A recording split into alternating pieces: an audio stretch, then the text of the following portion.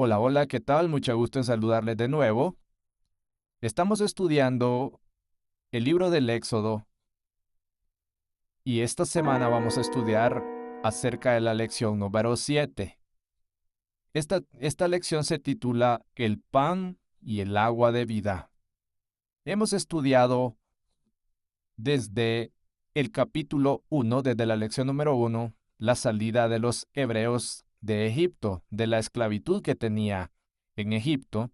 Vemos cómo Dios se le presenta a Moisés para que pueda liberar este pueblo que por 400 años estaban esclavos en la tierra de un país idólatra que tenían un montón de dioses falsos.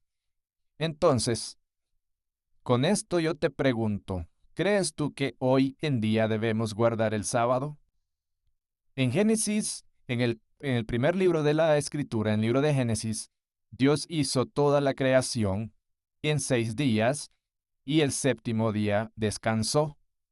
En esos entonces no había ser humano en la tierra que pudiera evitar. Sabemos que la creación empezó con Adán y Eva, ¿no? En el jardín de Edén. Entonces, ¿crees tú que debemos guardar un día tradicional, por no decir el domingo? Uno de los mandatos que para el pueblo de Dios de Hebreo era guardar el día santo del Señor, pero los hebreos tenían muchas costumbres egipcias que estaban arraigadas. No se querían salir de esa comodidad. Entonces, ellos constantemente desobedecían los mandatos del Señor. ¿Por qué? Porque estaban acomodados. Y esto hacía que entraran en rebeldía y no siguieran los mandamientos de Dios. Entonces, esta semana estudiaremos una serie de mandatos que Jehová Dios dio para el pueblo hebreo, cómo se deberían comportar y lo que deberían de hacer en esta nueva etapa en la que ellos estaban por iniciar. Vamos a leer el libro del Éxodo, capítulo 16, versículo del 28 al 30, a ver qué nos dice. Y nos dice lo siguiente: Yahvé dijo a Moisés: ¿Hasta cuándo os negaréis a guardar mis mandatos y mis leyes? Mirad que Yahvé os ha puesto el sábado, por eso el día sexto os da ración para todos, para 2 días. Quédese cada uno en su sitio y que nadie se mueva de su lugar el día séptimo. Y el día séptimo descansó el pueblo. Sabemos que este día lo instituyó el Señor para el ser humano. Entonces, este fue uno de los mandatos primordiales que Dios dio a los hebreos. Vamos a avanzar con esta lección a ver qué nos dice. Y vamos a ir a nuestro primer subtema.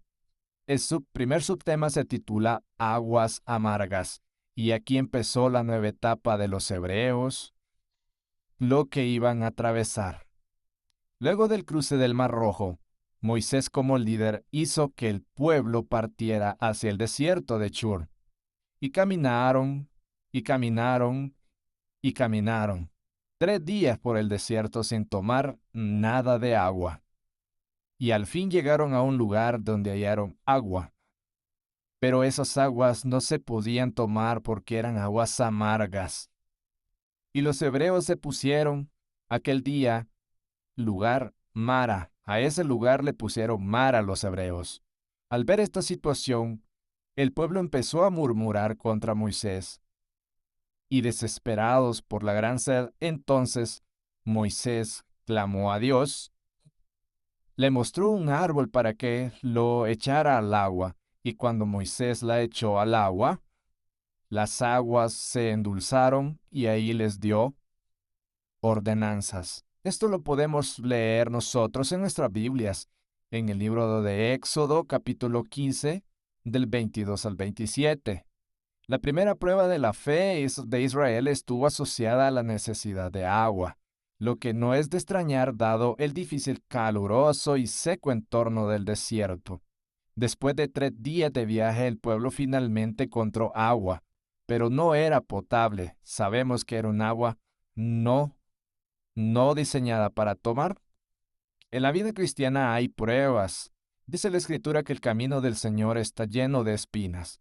porque la salvación no es para todos, sino para quien busquen al Señor. Jehová perfectamente pudo haber puesto ríos de agua viva en el desierto, pero quería probar la fe de los hebreos, a ver qué tan capaces eran ellos de dejar a Egipto atrás.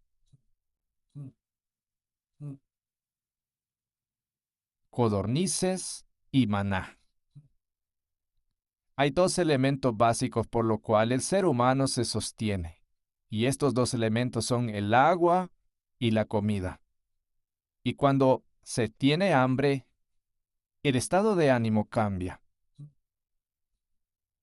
Los israelitas estaban acostumbrados a tener comida diario en Egipto, y a pesar de ser esclavos, pero ellos ya estaban enfrentando problemas aquí.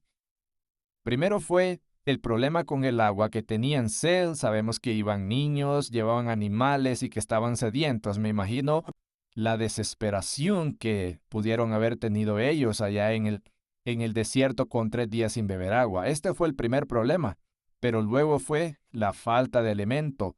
Después de tener gran sed, empezaron a tener hambre y empezaron a murmurar contra Moisés.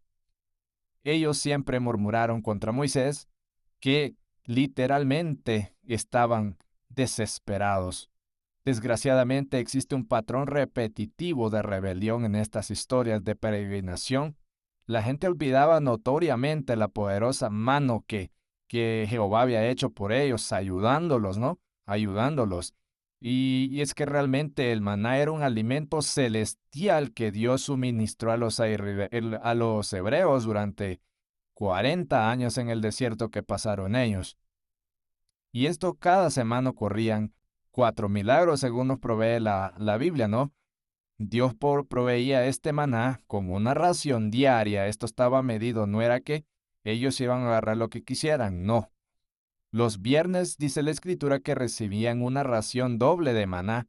¿Para qué? Para que el día sábado nadie anduviese recogiendo maná, según Éxodo 16 del 1 al 36. Entonces, porque el día sábado no caía ningún clase de alimento del cielo, no caía el maná del cielo. Y el que guardaba más alimento, este alimento se le podría y se le echaba a perder. Sabemos que al ser humano siempre le ha gustado alimentarse bien y fuimos creados para disfrutar del alimento. Por eso, ellos murmuraban porque estaban acostumbrados a aquella vida y no querían dejar atrás el pasado.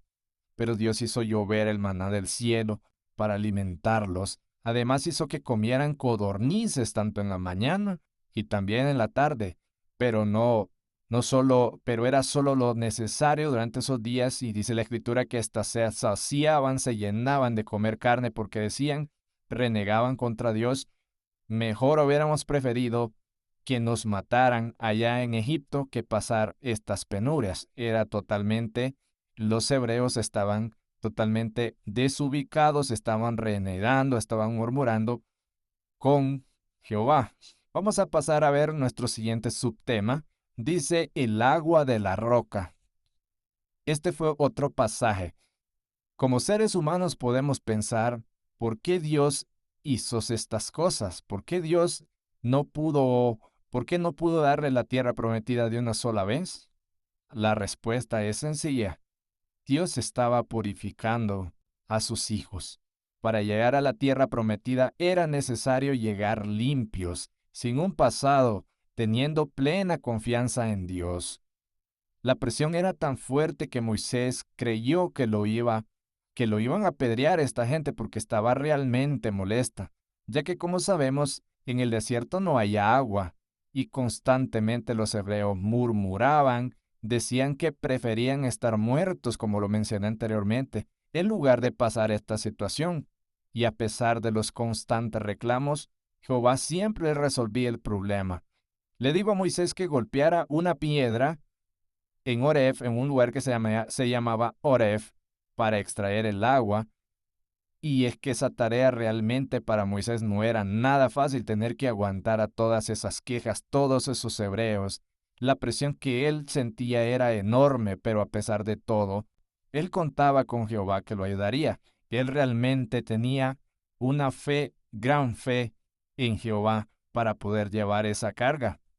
Sabemos que nuestra fe, nuestra fuente de vida es Jesucristo. Tenemos la Escritura, la cual nos narra cómo la roca, cómo de la roca Dios hizo que brotara agua para saciar la sed de los hebreos. Hoy nosotros tenemos esa roca también. Esa roca es Jesucristo, el cual es Él es la fuente de agua vida, de agua viva, el cual Él sacia todos nuestros problemas, nuestras necesidades. Solo basta, número 1, obedecer. Número 2, confiar. Número 3, tener fe en Él, y Él hará el resto, así como con los hebreos. Dios es la roca, Jesús es la roca, y es el pan de vida, y es el agua de vida, y nosotros tenemos que buscarlo, así como los hebreos, pero sin murmurar. A veces tenemos pruebas, tenemos dificultades en nuestra vida, pero todo ese pasado que nos incomodó atrás, debemos de dejarlo atrás, allá donde estaba, y acoplarlos a nuestra nueva vida con Jesús, porque nuestra vida con Jesús es una vida humilde, una vida sencilla, donde la riqueza no es el punto principal de seguir a nuestro Señor Jesús. Vamos a continuar con nuestra lección y vamos a ver a un personaje muy importante en esta historia, Jetro. ¿Quién era Jetro? Jetro era el suegro de Moisés. Escuchó las proezas de Dios y fue a visitar a Moisés con la esposa de Moisés y sus 2 hijos. Y cuando llega se da cuenta que Moisés estaba súper cargado de trabajo, porque todo el día atendía al pueblo para, para así consultarle, porque el pueblo llegaba donde Moisés a consultarle para que hablase con Jehová por X o Y problema. Esto lo podemos encontrar en el libro de Éxodo 18 del 1 al 27. Y es que donde se necesitan palabras sabias, tiene que ver alguien que sea sabio. Jetro le sugiere a Moisés que eligiera hombres temerosos de Dios y que les diera las tareas livianas, y los problemas graves los atendería Moisés, y Moisés así hizo. Y de esa forma su jornada laboral era más placentera. Mientras Jetro aprendía acerca del Dios verdadero, él mismo tenía consejos sabios y beneficiosos para ofrecer al pueblo de Dios. Moisés necesitaba organizar el sistema legal con principios justos y equitativos también. Vemos, número 1, la humildad de Moisés de tomar el consejo de Jetro. Moisés se dejó ayudar a pesar que solo él podía escuchar la voz de Jehová por el momento, pero haberse llenado de soberbia, y también él pudo haberse llenado de soberbia. Como líderes, ¿nos estamos dejando ayudar? Esta es una pregunta que hacemos. ¿Nos estamos dejando ayudar como líderes? ¿Estamos aceptando consejos de otra persona, de alguna otra persona? ¿Estamos tomando los consejos sabios de alguien más, o solo nosotros tenemos la razón? Necesitamos rodearnos de personas que nos den un valor agregado a la obra de Dios. Y esto es lo que hacía Jetro.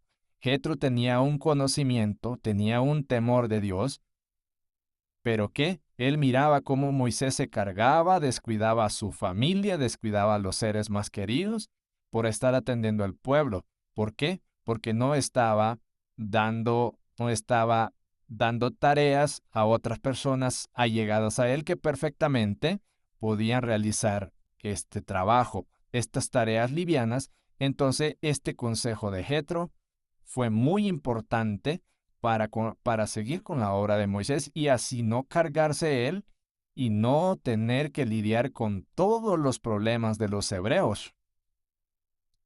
Vamos a ver otro subtema.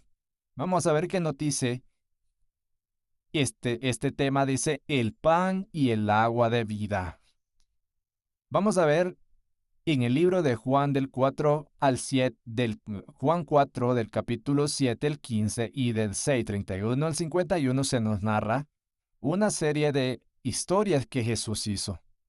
Jesús le explica a la mujer samaritana que él literalmente no era agua, pero que era el agua de vida. El que tomase de esa agua nunca más tendría sed.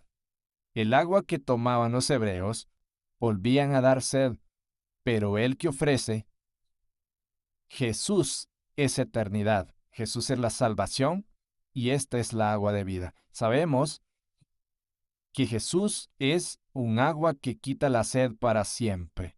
No es exclusivamente para un pueblo, sino que para todo aquel que le busque, Él dará de beber sin importar si es judío, si es hebreo o si es gentil. Además de ellos, en Juan 6:31 al 51 Jesús cita lo que los hebreos comían, que era el maná que el Padre enviaba del cielo para alimentarlos, pero el pan que ofrece hoy Jesús es un pan de vida, un pan que saciará el hambre para siempre. Tanto el agua y el pan, dos aspectos básicos para la supervivencia humana, para salvar el cuerpo temporalmente, pero Jesús es el agua de vida y el pan de vida. Saciará el hambre y la sed por la eternidad. Solo basta que nosotros lo busquemos y Él estará con nosotros. Entonces, espero te ayude esta lección. Vamos a hacer una corta oración. Padre Jesús, te pedimos por todas las personas que están escuchando esta lección para que lo guardes y les puedas renovar su vida en el nombre de Jesús. Amén y amén. Hasta la próxima.